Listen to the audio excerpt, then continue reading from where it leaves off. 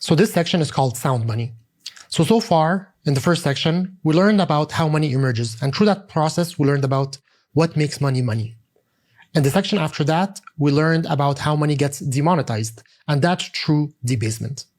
But we didn't learn about why having money that can't be debased is good for us or society. And we didn't talk about what makes money that's debasable bad for us or society. So in this section, we're going to do one of these things. We're going to talk about the impacts of good money. We call this sound money. So you might have heard these things before, either sound money or hard money. So what does it mean? Hard money means money that is difficult to produce new units of. Easy is a money that's easy to produce more units of. Now, you've probably heard people talk about this before, easy money. You know, when somebody's doing something that's easy or they get money easily, they call it easy money. And usually easy money is easy to spend as well.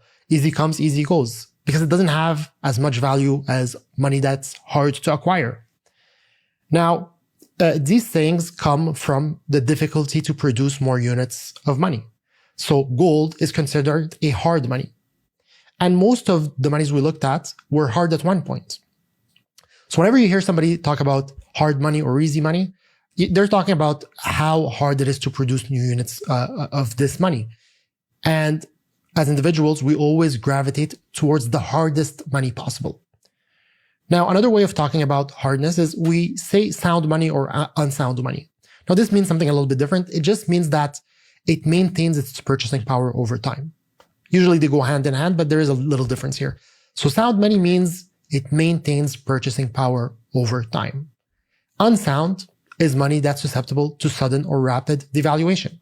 So for example, the money we use today, government issued paper currency, is unsound money because it could be devalued suddenly or rapidly based on the whims of the issuer. Now, sound money cannot be debased and it maintains its purchasing power. So historically, for example, the soundest money we had has been gold. And even the word sound money, it comes from metal coins. For example, silver. If you take a piece of silver and you hit it with another piece of silver, it'll make a specific sound. If the coin you have doesn't have a lot of silver, there's other metals in it, or it's not actually silver, it's not going to make that same sound.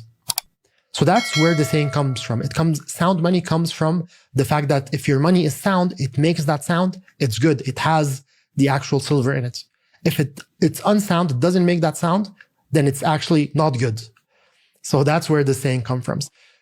But when you're looking at sound money, historically, all the forms of money we looked at were sound at one point. It's not because a form of money is sound that it will always be sound. If there's new technological advancements, that money could become unsound, as has happened with all the other forms of money we had, except gold. Gold has still been sound. So the soundest money we've had has been gold up until now. So this is what sound money is. And we as humans, we gravitate towards the soundest money possible. One benefit of having sound money is it gives you the choice of time preference. So what is time preference? Time preference is basically when you consume your money. So you can consume it right away as soon as you get it, or you can consume it later on because you want to build something or do something with it in the future.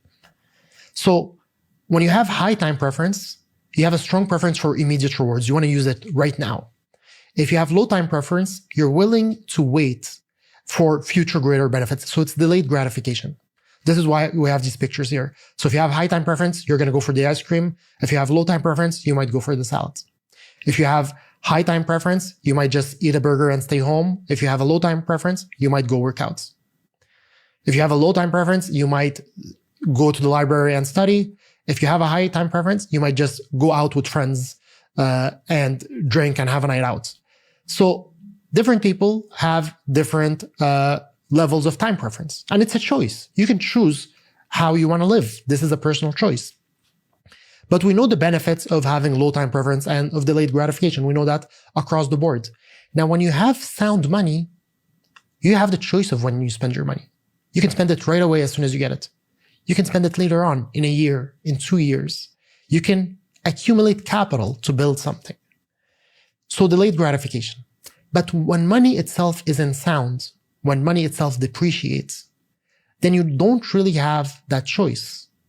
Because if money itself loses value every year, then you kind of have to spend it sooner than later. And it removes that choice.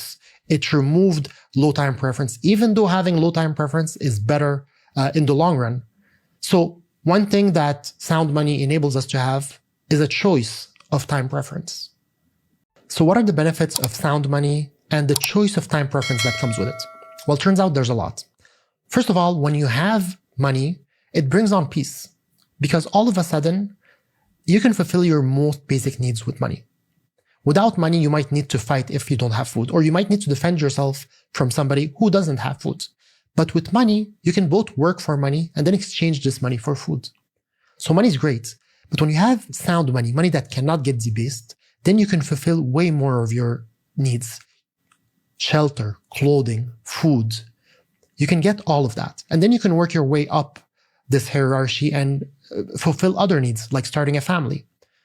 Now, we're not going to talk quite yet about money that can get debased, like the one we have now, and how that impacts being able to afford shelter, food, or even starting a family. We're going to talk about that later. But for now, when you have sound money, you are able to achieve all of these things and work your way up until you self-actualize. So having sound money is actually great because it enables you to work your way up this pyramid and not be stuck just at the bottom. It also provides you sovereignty and freedom. When you have money, a gold coin, a silver coin, you know it has value, and you know it has value forever. And you know you can go anywhere with it, any country, and it still has that value because that's money. It's the ultimate property right, and you own it. And you're free to go anywhere with it and to use it anywhere. Now, this is without talking about the mental impact of knowing you have money that's going to be good forever, of not stressing about your future. But it also helps a lot with productivity, innovation, and growth. Why? Because when you have money that maintains its purchasing power, you can accumulate capital. And you can accumulate capital to start businesses. And sound money also provides very strong price signaling. If everybody's using gold, you can know the cost of everything, and prices don't change a lot. Compared to when you have money that can get debased, when you start a business, you don't know what your costs are going to be 1 year, 2 years, 3 years from now, because prices are going to change. And it becomes extremely hard to start a business. And you've probably seen that in recent years with high inflations, where a lot of businesses had to shut down because they were selling something in the future at a price, but then creating that project ended up costing way more because prices went up. So right now, if you're starting a business, you can start a business that has a very short timeline, but starting a business that's going to take 10 or 20 years to complete is almost impossible because you have no idea what prices are going to be in the future. Having sound money is extremely beneficial to society. And people often forget that we've almost always had sound money. It's only recently that we've been using an unsound money. And under all these periods that we've had sound money, we've had amazing innovations and growth. If you look at history and you look at all these periods where we were using gold and sound money, look at the Roman era. If you read philosophy books, you probably read books from that era. Look at La Renaissance or La Belle Époque and the innovation and growth we've had in these periods. I mean, La Belle Époque stands for the good era. Look at art that came out from these periods. We still marvel at that art today. And compared to art we see today on social media, that's based on high time preference, compared to art that's based on low time preference, that took a lot of time to create. All the innovations we've had, like the telephone, cars, elevators, trains, the light bulb, all of these came about during a period where we're using gold or a monetary system based on gold. All of these inventions, all of these new inventions. Imagine hearing somebody on the telephone for the first time or seeing a light bulb for the first time. There's actually a great book about this called 0 to 1 by Peter Thiel that discusses how we had a lot of new inventions. And ever since we've had unsound money, we've been having just innovations on previous inventions. Like the electric car is an innovation on a previous invention, even the internet. So all of these things, we've been having innovations that are on top of things that were already invented, but not something completely new. And we've had so many of these things under sound money. Because under sound money, when you're able to work your way up this pyramid and you want to self-actualize, you can work on things. A lot of these innovations and inventions came from people that weren't just chasing money. I mean, if you want to chase money, you can with sound money because your money is even better. So you have even higher incentive to work and produce something. But a lot of other people want to self-actualize not because of money. It's just who they are. And they'll only be able to do that when they can meet their other needs. But if you're stuck, you can't afford shelter, you can't afford food, you'll never get to self-actualize. And sound money enables you to do that.